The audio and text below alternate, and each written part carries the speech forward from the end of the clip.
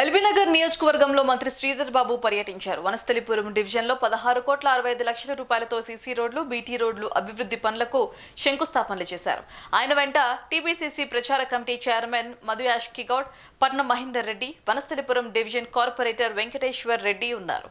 GHMC పాలక మండలి నిన్నటితో పూర్తి కాగా పలు అభివృద్ధి కార్యక్రమాలు చేయాలని విజ్ఞప్తి మేరకు 116 కోట్లతో పనులు చేపట్టినట్లుగా మంత్రి వివరించారు.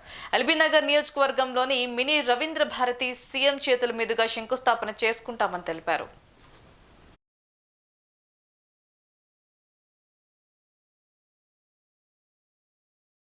హైదరాబాద్ కు సంబంధించిన అభివృద్ధి సంక్షేమం మరి ఈ ప్రాంతంలో ఇదే పట్టణంలో ఇదే మహానగరంలో రాష్ట్రానికి సంబంధించిన అనేక మంది వివిధ ప్రాంతాల నుంచి వచ్చి ఇక్కడ స్థిరపడు ఇక్కడ స్థానికంగా ఉన్న మా సోదరులకు అదేవిధంగా వారి కుటుంబ సభ్యులందరికీ కూడా కనీస సౌకర్యాలను మెరుగైన రీతిలో ఏర్పాటు చేయాలనే ఒక ఆకాంక్షతో ఈరోజు జనాభా పెరుగుతూ ఉంది, ఈ మహానగరం పెరుగుతూ ఉంది.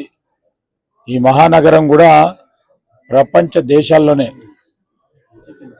మరి మెరుగైన మహానగరంగా తీర్చిదిద్దాలనే ఒక ప్రయత్న భాగంలో ఇక్కడ ఉన్న క్వాలిటీ ఆఫ్ లైఫ్ పౌరులకు సంబంధించి మెరుగైన రీతిలో ఉంచాలనే ఒక ఆలోచనతోనే ఒకటి ఆలోచన చేస్తే మీరు మూసీ నది ప్రక్షాళన,